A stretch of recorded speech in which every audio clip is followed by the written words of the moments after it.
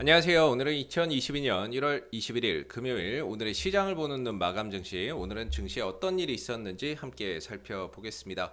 자, 오늘도 역시나 네 가지 정도로 압축해서 살펴볼 거고요. 영상 말미에 향후 관심을 가져볼 만한 일정 및 관련 종목군들은 뭐가 있는지도 함께 이야기 나눠보도록 하겠습니다. 자, 오늘 코스피 0.99%, 코스닥은 1.65%, 양대 지수가 모두 하락 마감이 됐습니다. 자, 어제 어떤 지수 반등 흐름들을 보였는데요. 그 반등을 이어가지 못하고 하루 만에 또 하락으로 전환되는 모습이었는데, 자, 오늘 수급에서는 양대 지수 모두 개인들만 순매수의 흐름들을 보였고요. 외국인들과 기관들이 각각 순매도의 흐름들을 나타낸 하루였습니다. 자, 그나마 긍정적인 부분이라고 한다면 오늘 장중한 때 1.59%까지 낙폭을 좀 확대했던 코스피 지수인데요. 장 막판에 외국인들의 어떤 선물이 매도에서 매수로 좀 전환되면서 낙폭을 좀 줄인 부분들 자체는 좀 긍정적인 요소가 아닌가, 이렇게 좀 생각해 볼 수 있는 부분인 것 같습니다. 자, 오늘 왜 이렇게 또 증시가 또 하락을 했느냐라고 한다면, 결국에 지금 시장의 어떤 투심을 위축시키는 요소라고 했을 때 결국에는 어떤 긴축에 대한 우려, 이런 부분들이 항상 밑바탕에 깔려 있는 상황이고, 여기에 더해서 러시아와 미국 간의 어떤 대립, 이런 부분들에 따른 어떤 이제 우려나 이런 부분들까지 더해지면서 투심을 계속해서 좀 악화시키고 있는 그런 부분들이라고 볼 수가 있겠죠. 근데 이런 부분들은 결국에 이런 어떤 이벤트들이라고 봐야 될 것 같은데, 결국에 시간밖에 없다. 시간이나 이런 부분들을 들여서 하나하나 이런 이벤트를 극복하는 방법밖에는 없다라고 설명을 드릴 수밖에 없을 것 같고요. 결국에 이제 금리 인상에 대한 어떤 우려, 3월 달에 금리가 올라갈 것이다라는 우려. 그러니까 금리가 올라가기 전이 어떻게 보면 시장이 가장 두려운 부분들이고, 금리가 인상되기 전까지가 가장 두렵고, 오히려 인상하고 나면 불확실성 해소 때문에 또 회복이나 이런 부분들이 지수가 또 빠르게 회복되는 경향이 있거든요. 그래서 제가 보기에는 아마 3월까지는 3월 달에 뭐 금리 인상에 대한 어떤 이야기들, 금리 인상이 좀 이루어질 것으로 보고 있는데, 3월 달까지는 계속해서 어떤 우려감의 하락 반등 흐름들을 보이다가 3월 달에 금리를 인상하고 나면 그 이후에 어떻게 보면은 불확실성 해소 측면 차원에서 지수가 좀 정상화되는 그런 그림들이 좀 나오지 않을까라는 생각이 조심스럽게 드는 부분입니다. 자, 그래서 오늘 코스피 지수가 2834포인트로 마감이 됐던 부분인데요. 중요한 거는 그동안의 강한 지지 라인이었던 2900포인트를 깨고 나서 회복이 안 되고 있습니다. 자, 이전에 일시적으로 2900을 깬 적이 있지만 하루 이틀 만에 회복을 함으로써 이때 어떤 2900의 이탈은 휩쓸 어떤 거짓 시그널이었다라고 볼 수 있는 부분인데요. 지금 같은 경우에는 깨지고 나서 하루 이틀 3일 4일이 지나도 회복이 안 되는 부분이기 때문에, 이것은 지금은 어떻게 보면 추세의 전환, 그동안의 어떤 박스권 흐름이 아닌 하락 추세로의 어떤 전환을 알리는 그런 이제 흐름들이 아닌가라는 점에서 심히 좀 우려가 되는 부분들이라고 볼 수 있을 것 같아요. 자, 박스권에서 만약에 하단을 깨고 내려간다, 그렇게 되면 어떤 이제 그림이 나오냐라고 했을 때, 이런 이제 하락 추세가 예상이 되는 부분들인 거죠.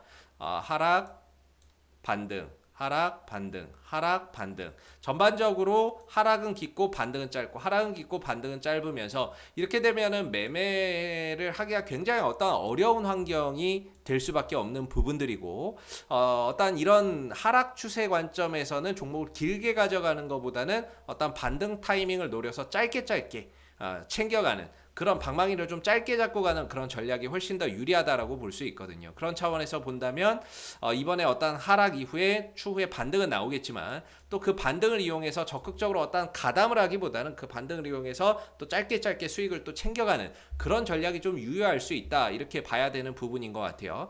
현재 주가 하단 밑으로 아직까지는 좀 하방 변동성이 좀 더 확대될 수 있는 공간이 있기 때문에 다음 주 초반에도 쉽지 않은 어떤 시장이 예상이 된다, 이렇게 보고요. 다만 다음 주 25일과 26일 FOMC 회의가 예정되어 있습니다. 이런 부분에서 어떤 긴축에 대한 우려를 좀 잠재울 수 있을 만한 그런 발언들이 나온다면 주 후반에 어느 정도 주가나 이런 부분들이 자연스럽게 또 회복되는 그런 모습들을 우리가 좀 기대해 볼 수 있는 거죠. 그래서 다음 주는 주 초반은 조금 힘든 장이 예상이 되지만 주 후반 들어서는 회복하는 그런 이제 흐름들을 조심스럽게 좀 기대해봐도 되지 않을까라는 생각이 들고요.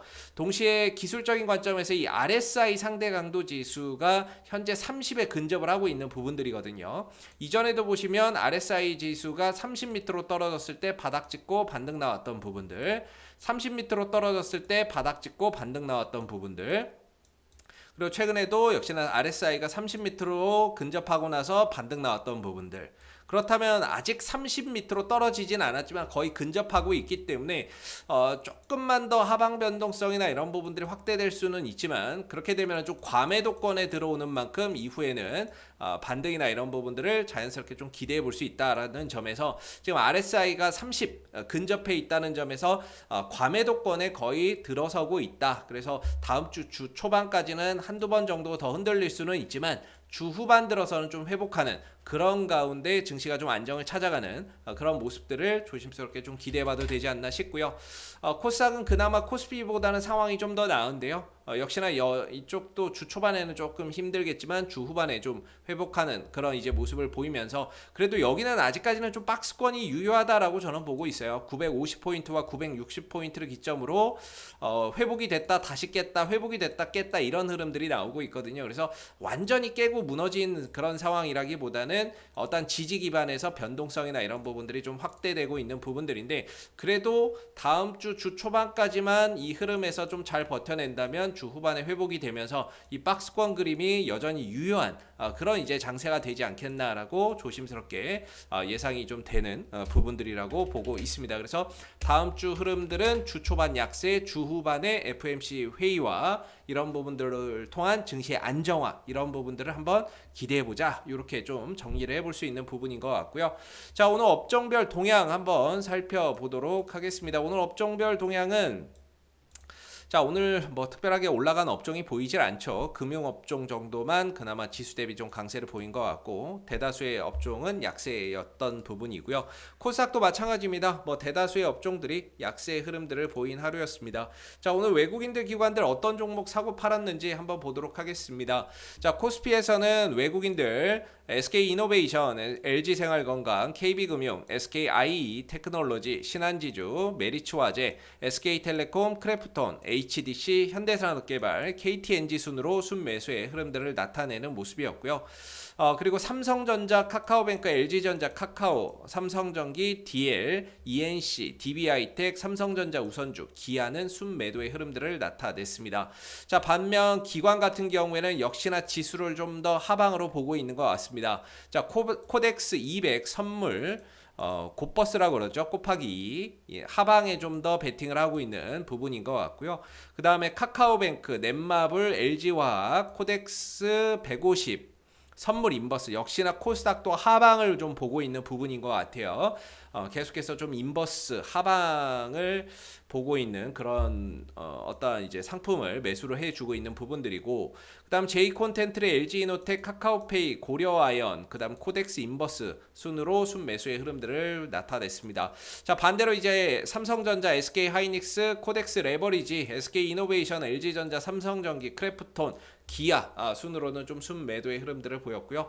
뭐 IT나 이런 부분들 위주로 좀 많이 매도를 하는 모습이었습니다. 이것은 아까 말씀드린 대로 미국과 러시아의 어떠한 이제 이런 지금 좀 신냉전이라고 봐야 되겠죠. 신냉전 분위기 속에서 미국이 지금 러시아 쪽에 수출 제한을 준비해라, 이런 부분들, 반도체나 이런 것들 수출 제한 준비해라. 그리고 금융 제재나 뭐 이런 수출 제재 카드를 미국이 지금 꺼내들고 있는 부분들이죠. 그러다 보니까 아마 오늘 이제 IT나 이런 업종들이 좀 많이 떨어진 부분인 것 같고, 동시에 필라델피아 반도체 지수 또한 약세 흐름들을 보이면서 반도체 관련주나 IT 쪽에 악재가 됐던 것 같습니다. 아무래도 러시아의 수출이나 이런 부분들을 못하게 되면 전반적으로 어떤 반도체의 수요 자체도 좀 줄어들 수 있는 부분들이고, 그래서 반도체 가격도 좀 떨어졌던 것 같고요. 이런 부분들이 IT 쪽에 좀 악재로 오늘 좀 작용된 하루였던 것 같습니다. 그래서 오늘 기관들 또는 외국인들 대체적으로 IT 관련주들을 많이 좀 매도하는 그런 이제 하루였던 것 같고, 자, 코스닥에서는 오늘 이제 셀트리온 헬스케어 외국인들은 매수를 많이 해주는 모습이었고요.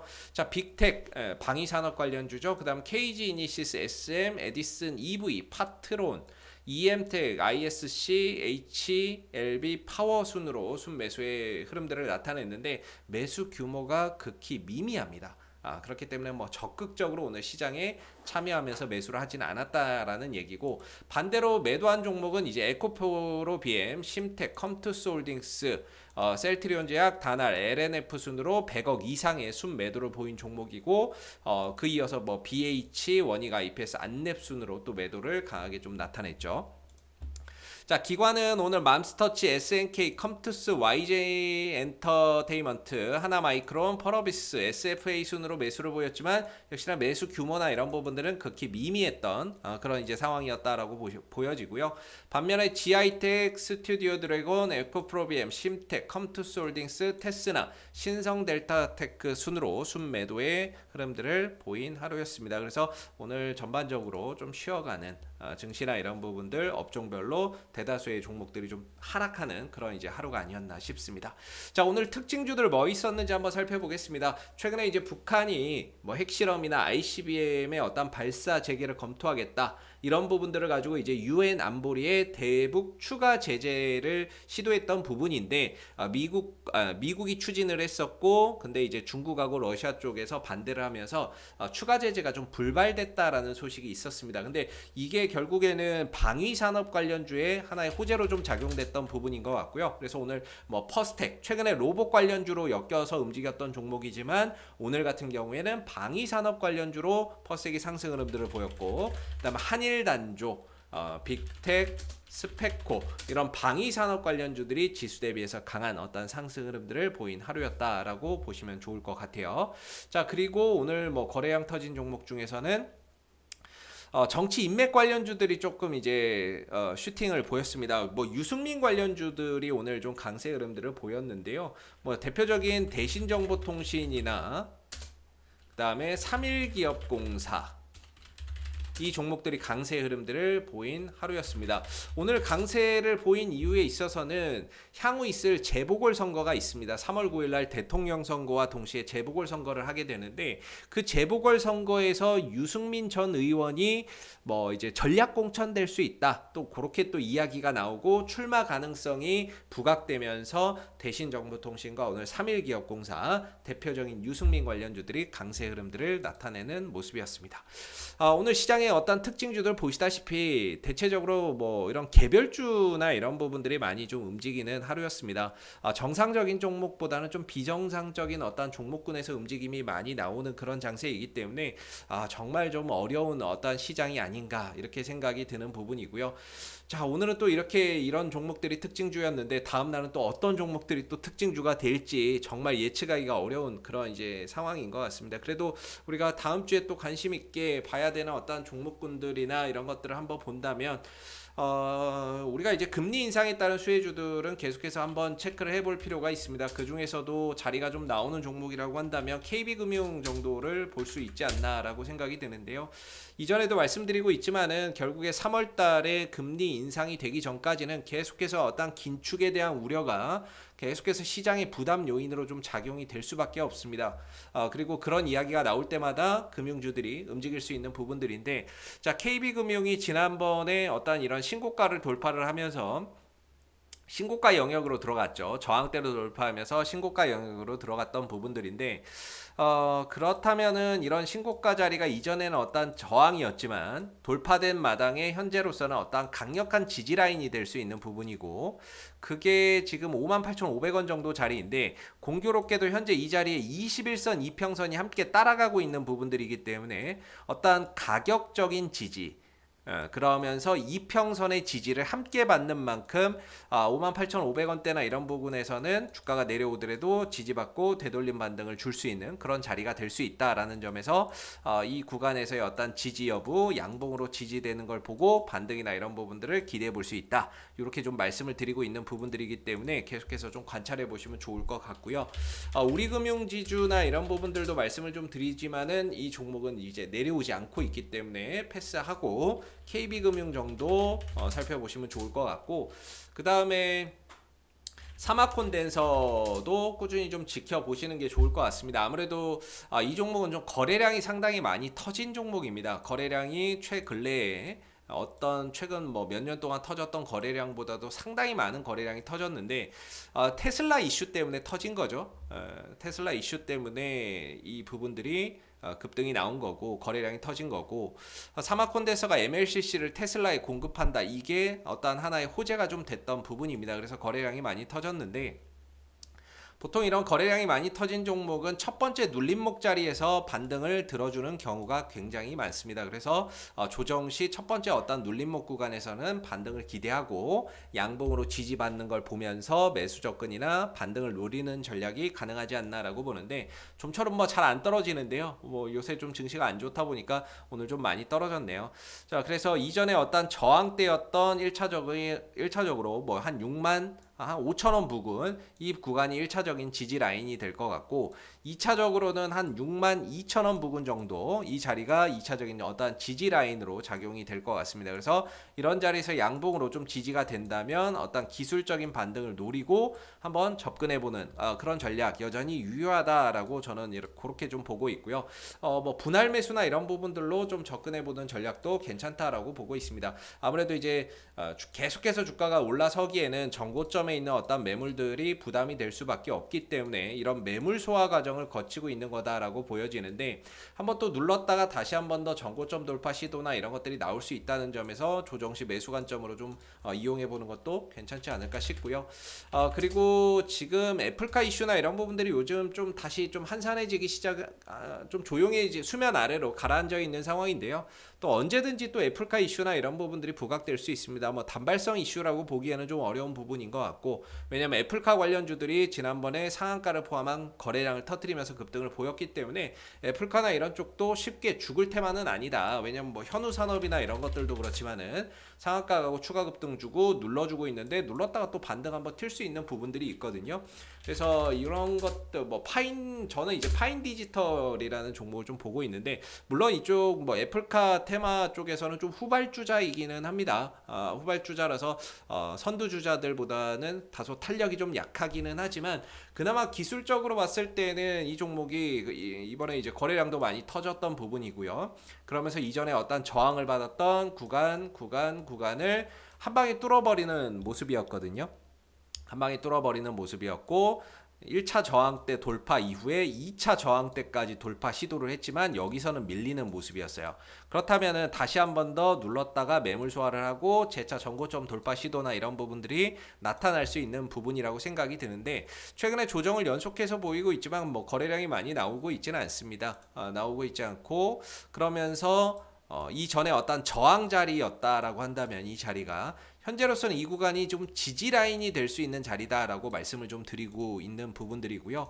동시에 현재 주가 아래로 21선의 어떤 지지까지 함께 받고 있는 부분이기 때문에 한 6,700원대 언저리 이 부분에서는 한번 기술적 반등이나 이런 부분들을 기대해봐도 좋지 않을까라는 생각을 가지고 있습니다. 그래서 이 구간에서 양봉으로 좀 잘 지지받고 그 다음에 애플카 쪽으로 어떤 수급이 좀 들어가는 모습들이 보인다면 파인 디지털도 함께 좀 같이 살펴봐야 되는 그런 종목군이 아닌가 단기적으로 그렇게 좀 생각이 드는 부분들인데 요새 좀 시장이 너무 안 좋다 보니까는요 종목들의 움직임이나 이런 것들도 상당히 좀 제한적이고 결국에 그날 이슈 되는 것만 가다 보니까 최근 애플카 이슈가 부각 안 돼서 좀 쉬어가고 있고 주가나 이런 부분들이 조정이 연속되고 있지만 그래도 시장만 좀 안정된다면 이 자리는 되돌림 반등을 좀 줄 수 있는 자리가 아닌가 이런 생각을 한번 해보게 되는 종목인 것 같습니다.